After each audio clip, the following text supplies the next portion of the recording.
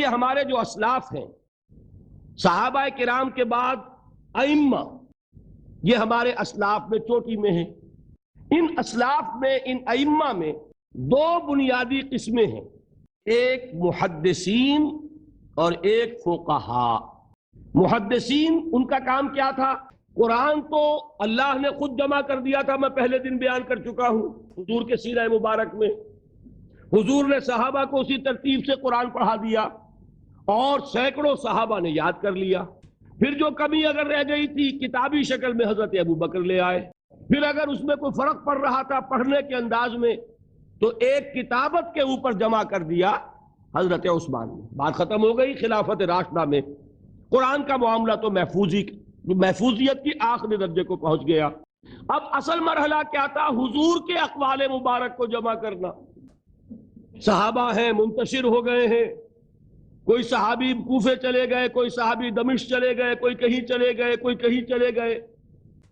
اب ان سب کے پاس، کسی کے پاس اتنی احادیث، کسی کے پاس اتنی احادیث، ان کو جمع کرنے کا کام، پھر چھان پھٹک کرنے کا کام، پھر مرتب کرنے کا کام یہ کس نے کیا؟ محدثین کرام نے۔ بہت بڑے محسن ہیں اس امت کے محدثین کرام، پوری زندگیاں کھپائیں۔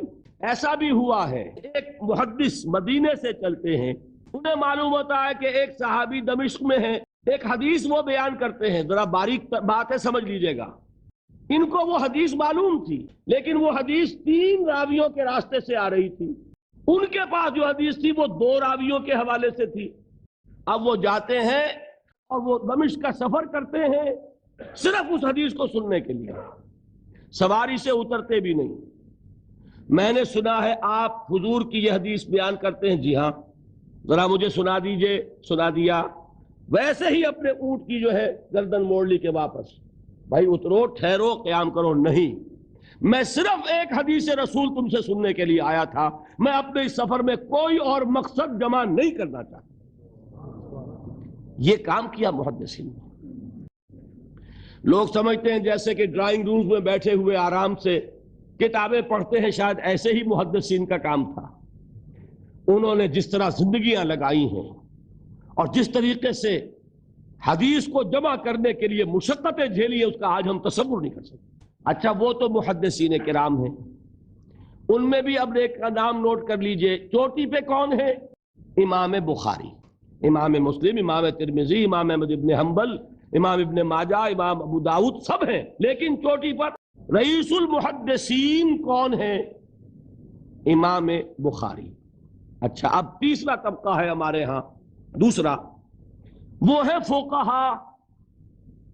قرآن بھی جمع ہو گیا، حدیث بھی آ گئی، اب اس سے احکام نکالنے بھی تو ہے نا، استدلال کرنا ہے، حدیثوں کو جوڑنا ہے، قرآن کے ساتھ ان کا ربط تلاش کرنا ہے، اور پھر کوئی حکم تلاش کرنا ہے، اجتہاد کرنا ہے۔ یہ کام جنہوں نے کیا انہیں ہم کیا کہتے ہیں؟ فقہاء کرام۔ اور ان میں بہرحال جو لوگ یہاں جمع ہیں، مجھے یقین ہے کہ وہ اس بات کو تسلیم کرتے ہوں گے کہ ان میں چوٹی پر ہیں امام ابو حنیفہ رحمۃ اللہ علیہ، امام اعظم۔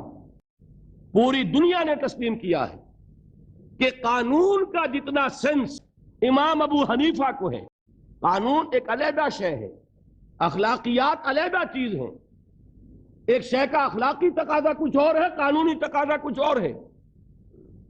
آپ کو کسی نے تھپڑ مارا، اخلاقی تقاضا کیا ہے؟ معاف کر دو بھائی، اور قانونی تقاضا کیا ہے؟ جوابی تھپڑ رسید کرو، اس لیے کہ اگر یہ نہیں کرو گے تو اس کی ہمت افزائی ہوگی، یہ کسی اور کو بھی تھپڑ مارے گا۔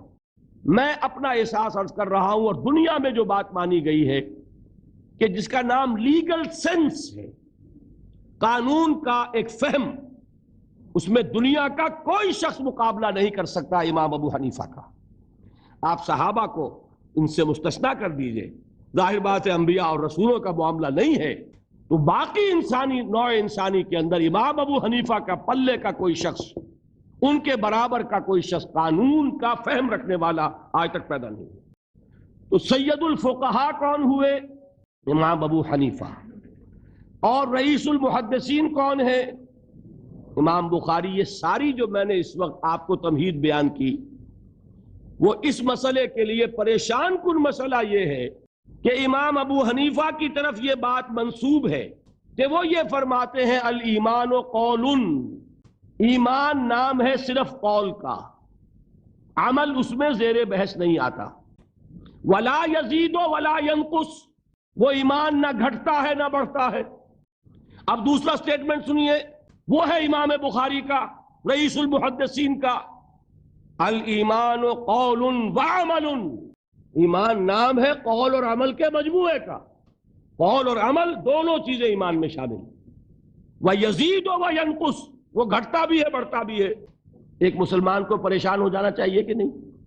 ایمان جیسی بنیادی بات، سارا قصر تو یہیں سے تعمیر ہونا ہے، جڑ بنیاد ایمان ہے۔ ایمان کے بارے میں کوئی 14ویں صدی کے 15ویں صدی ہجری کے کوئی علماء ہو، بڑے سے بڑے ہوں، ان کا اختلاف ہو جائے تو تشویش نہیں ہوگی۔ یہ کن کے درمیان اختلاف ہو رہا ہے؟ رئیس المحدثین امام بخاری اور سید الفقہاء امام ابو حنیفہ، اور کتنا بنیادی اختلاف، بظاہر متضاد باتیں، بظاہر کہہ رہا ہوں میں، تو یہ تو معلوم ہوتا ہے کہ بہت زبردست اختلاف ہے جو حل نہیں ہو سکے گا۔ اللہ تعالیٰ کا شکر ادا کرتا ہوں، اس نے اس کا حل سمجھایا، اور کیسا سمجھایا؟ میں پورے انشراح صدر کے ساتھ کہہ رہا ہوں، اس میں کوئی تصنع نہیں، کوئی تکلف نہیں۔ میرے نزدیک دونوں باتیں 100% درست ہیں، یہ نہیں کہ 50% یہ درست 50% وہ درست، نہیں، یہ بھی 100% درست، یہ بھی 100% درست۔ فرق کیا ہے؟ محل مختلف ہے۔ امام ابو حنیفہ قانونی ایمان کی بات کر رہے ہیں، اور امام بخاری حقیقی ایمان کی بات کر رہے ہیں۔ قانونی ایمان کے اعتبار سے 100% درست ہے یہ بات کہ وہ صرف قول ہے، عمل نہیں زیر بحث آئے گا۔ ایک شخص نماز نہیں پڑھتا کافر نہیں ہے، نماز کا منکر ہو جائے کافر، زکوٰۃ نہیں دیتا فاسق ہے فاجر ہے، کافر نہیں ہے، زکوٰۃ کہہ دے کہ ہے ہی نہیں دین میں، کافر۔ تو معلوم ہوا کہ قانونی ایمان جس پر دار و مدار ہے کفر اور اسلام کا، اس کا کل دار و مدار صرف قول پر ہے، اقرار باللسان پر ہے۔ یہ بات آپ نے سنی ہوگی، امام ابو حنیفہ کا قول ہے 100% درست کہ گناہ کبیرہ سے بھی انسان کافر نہیں ہوتا۔ کبیرہ گناہ ہے، شراب پی ہے، کافر نہیں ہے، حد لگا دو۔ حضرت عمر نے اپنے بیٹے پر حد جاری کی، ایک مرتبہ مصر میں حد جاری ہو چکی تھی، لیکن حضرت عمر کو احساس ہوا کہ وہاں شاید رعایت کی گئی ہوگی خلیفہ کے بیٹے پر حد جاری کرنے میں، لہذا پھر بلایا اپنے پاس اور دوبارہ حد جاری۔ اگر کسی سے زنا ہو گیا ہے، میں آپ کو واقعہ سنا چکا، غامدی خاتون کہ ذرا کسی نے کہہ دیا بے حیا عورت تھی، تو حضور نے کیسی ڈانٹ پلائی ہے، کتنا اس کا رتبہ بیان کیا ہے۔ اس نے تو وہ توبہ کی ہے کہ مگر مدینہ کی پوری آبادی پر اس کو تقسیم کر دیا جائے تو سب کی نجات کے لیے کافی ہو جائے۔